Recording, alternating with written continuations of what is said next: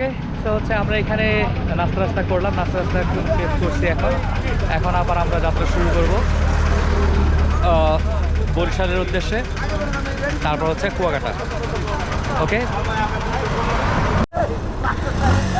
আমরা এখন আবার যাত্রা শুরু করতেছি। আমাদের যাত্রা আমরা যদি দেখি যেন খুলনা ফরিদপুরের দিকে, আমরা এখন যাচ্ছি হচ্ছে বরিশালের দিকে। আমরা এখন প্রাকৃতিক দৃশ্য উপভোগ করতে করতে করতে করতে চলে যাব।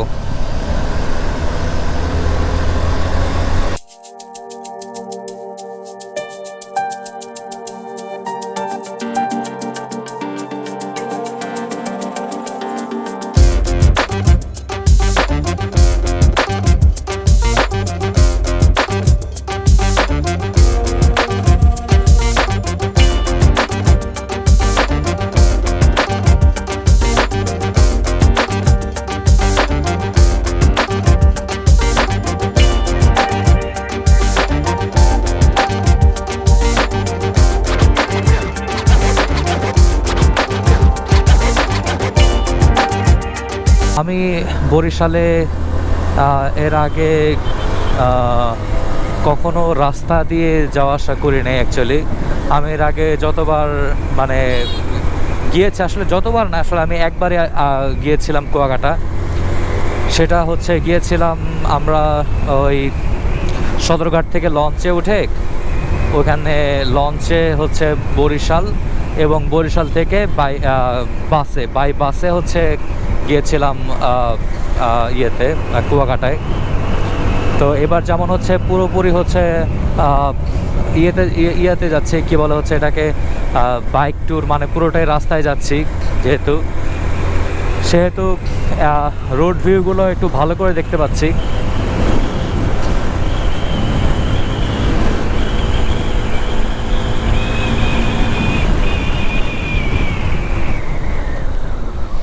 বাবা রে বাবা, সারছে। এখানে তো ধূপ করে স্পিড ব্রেকার চলে আসছে, খুবই হার্ড ব্রেক করা লাগছে অ্যাকচুয়ালি। কি হার্ড ব্রেক করছেন? হার্ড ব্রেক করছেন?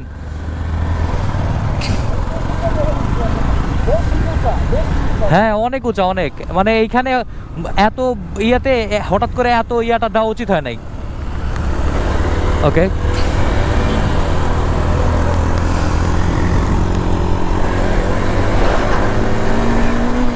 এখন আমরা এক্সপ্রেসওয়ে থেকে তো নেমে গেছি। এখন অতটা স্পিডে অ্যাকচুয়ালি আমাদের বাইক আমরা চালাবো না। আমরা এখন নর্মাল স্পিডে যাব, সেফলি যেন যেতে পারি। প্রাকৃতিক দৃশ্য উপভোগ করতে করতে যাব আমরা এখন।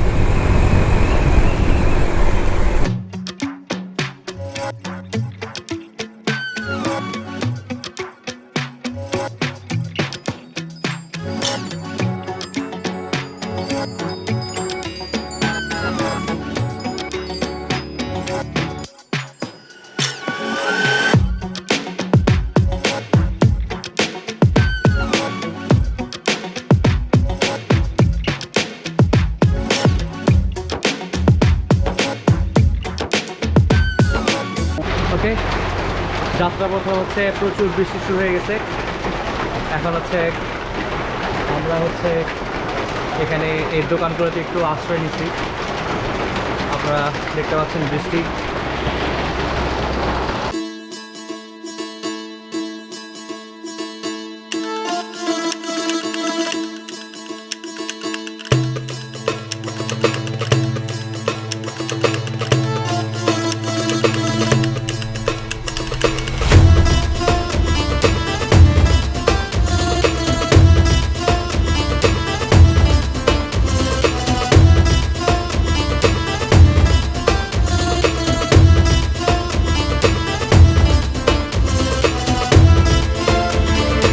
ওকে ভিউয়ার্স, আমরা হচ্ছে এখন আছি বরিশাল।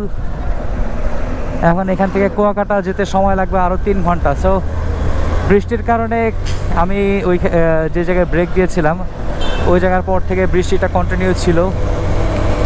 অল্প একটু বৃষ্টিতে ভিজতে ভিজতে ধরতে গেলে চলে আসছি বরিশাল পর্যন্ত। তো এইখানে অ্যাকচুয়ালি ক্যামেরাটা বৃষ্টিতে মানে ভিজে গেলে একটু প্রবলেম হইতো। অ্যাকচুয়ালি গোপ্রোর তো হচ্ছে যেই ক্যামেরার দেখা গেছে যে ব্যাটারির সাথে যে পার্টটা থাকে যেটা খোলা যায়, সো সেইটা এই সকল কারণে রাস্তায় অ্যাক্সিডেন্টগুলো হয়। সো হচ্ছে এক্সট্রা একটা কেজ ইউজ করলে সেটা গোপ্রো আর ওয়াটারপ্রুফ থাকে না। তো আমি অ্যাকচুয়ালি আমার ক্যামেরা নিয়ে অ্যাকচুয়ালি এই মুহূর্তে রিস্ক নিতে চাচ্ছিলাম না, তাই হচ্ছে ওই ফুটেজগুলো নিতে পারিনি। ওইখানে রোড ভিউটা অনেক সুন্দর ছিল। এখন আমি আছি হচ্ছে বরিশাল সিটিতে। এখানে আমরা একটা হোটেল বসে হচ্ছে হালকা পাতলা নাস্তা করে নিছি।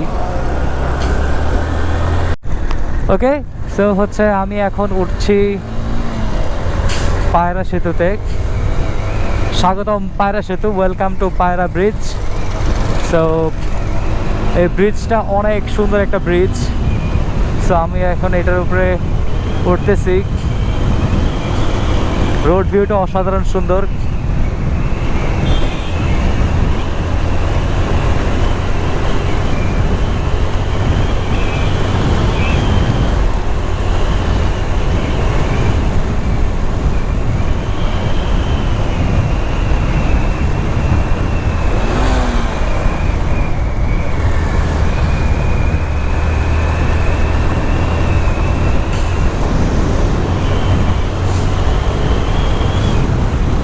আমি অ্যাকচুয়ালি প্রথমে যেটা করছিলাম, আমি ওই সাইডের রাস্তা দিয়ে হচ্ছে চলে গেছিলাম। তো একেবারে ওই মাথা পর্যন্ত গেছিলাম এই ব্রিজের। তারপরে হচ্ছে দেখলাম যে ওই পাশ থেকে সব ঘুরাই দিচ্ছে।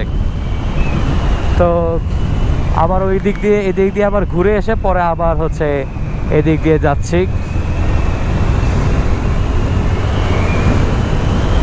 সো প্রথমবার আসলে আপনারা অবশ্যই খেয়াল রাখবেন যেন হচ্ছে ওই সাইড দিয়ে না চলে যান।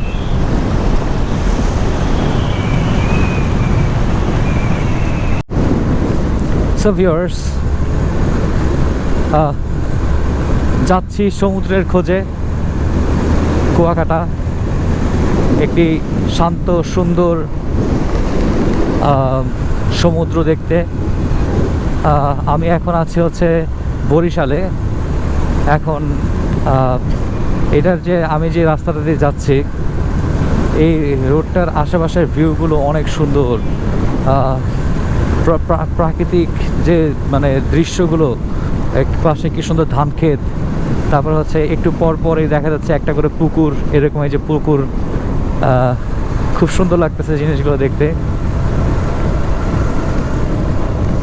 তো গুগল ম্যাপে দেখাচ্ছে হচ্ছে আরও 75 কিলোমিটার, কিন্তু ওইখানে লেখা দেখলাম হচ্ছে 69 কিলোমিটার। এখন বুঝতেছি না কে রাইট আর কে রং। যে যাই হোক, রাইট আর রং যাই হোক না কেন, হচ্ছে আমি তো যাচ্ছি। এই যে কি সুন্দর মাছ ধরতেছে, ওয়াও, খুব সুন্দর লাগতেছে। আমার এবারে ট্যুরটা একটু যদি ভালো আর একটু এক্সটেন্ড করা যেত তাহলে ভালোই তো। মানে এই ট্যুরটা মাত্র একদিনের ট্যুর।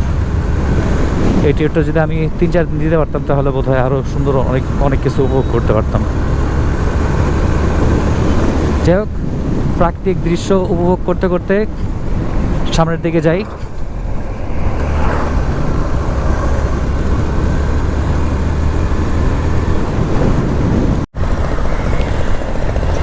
ও, অনেক সুন্দর লাগতেছে রাস্তা। এই রাস্তাটা তো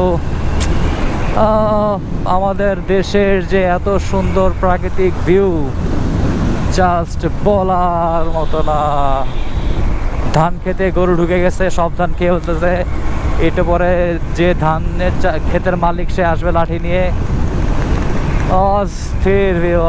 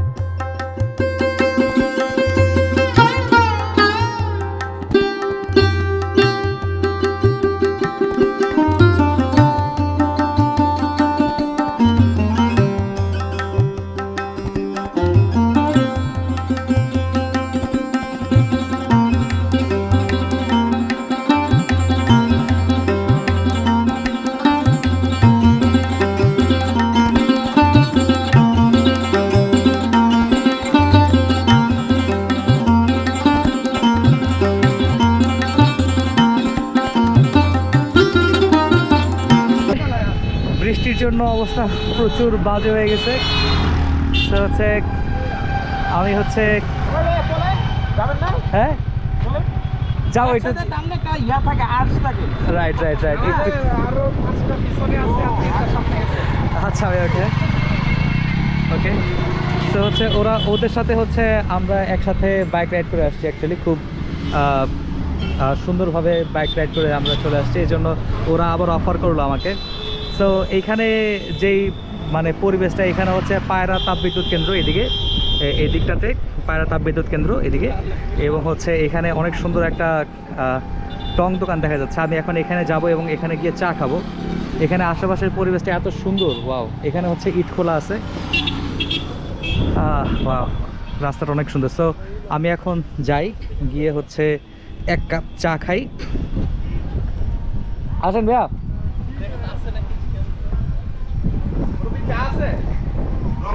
হ্যাঁ হ্যাঁ রং চা। ওকে, সো হচ্ছে এখান থেকে একটু রং চা খাবো পানির উপরে বসে বসে। এটা অনেক সুন্দরভাবে বানাইছে উনি। ওকে ওকে, সো হচ্ছে আমি হচ্ছে এখানে আসছি এবং এখানে হচ্ছে আমি হচ্ছে একটু এই ঝালমুড়ি খাই, ভালোই লাগতেছে দেখতে। রাস্তার যে মানে অবস্থা এখন বর্তমানে, আমাদের পরিবেশ এতটাই ইসের বিপক্ষে চলে গেছে। সো আমরা হচ্ছে এখন আছি পায়রা বন্দর কর্তৃপক্ষ।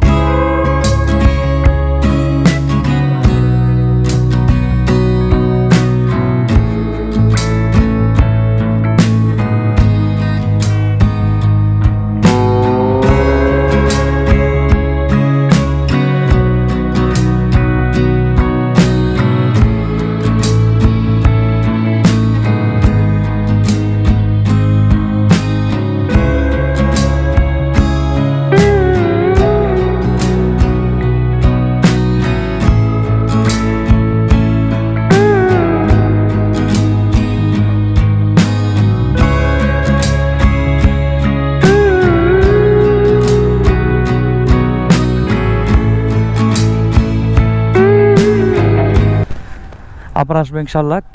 এই এই এই এই রেস্টুরেন্টটাতে যাবো এরপরে এসে। আমার কাছে ভালো লাগছে, অনেক রেস্টুরেন্টটা সুন্দর আছে। ওকে, সো হচ্ছে আমি এখন এখান থেকে আবার যাত্রা শুরু করি। কুয়াকাটা আর বেশি দূরে না, সর্বোচ্চ 25 থেকে 30 কিলো আছে। আর এখান থেকে ওয়েদারটা সঙ্গ দিচ্ছে না আসলে। এই হচ্ছে বৃষ্টি হচ্ছে, আবার এই হচ্ছে রোদ উঠতেছে। এটা সুন্দর আছে, সুন্দর গরু। অটোরিকশাতে গরুর বাছুর ছিল, অসাধারণ সুন্দর। ওকে ওকে,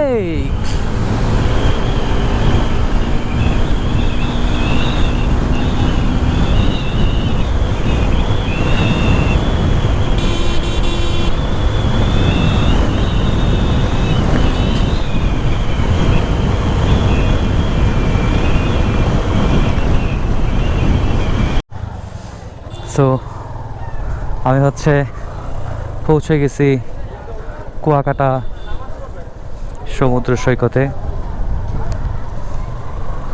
এখন বাজে হচ্ছে 1:30। অবশেষে হচ্ছে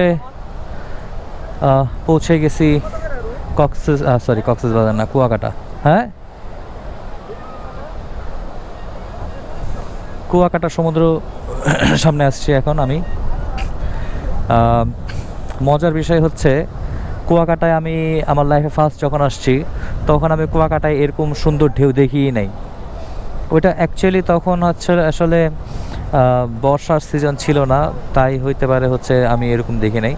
এখন যেহেতু বর্ষার সিজনের কারণে এই সমুদ্রটা এত ফুসা দেখা যাচ্ছে, অসাধারণ সুন্দর লাগতেছে সমুদ্রটা। আর অসংখ্য মানুষ অসংখ্য মানুষ। কুয়াকাটায় আমি এর আগে যখন আসছি তখন আমি এত মানুষ দেখিই নাই। তো এটা হচ্ছে অনেকটা কক্সবাজারের মতোই লাগতেছে আমার কাছে,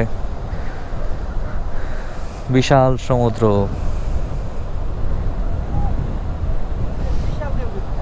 হ্যাঁ হ্যাঁ, সমুদ্র উত্তাল, রাইট রাইট, উত্তাল সমুদ্র।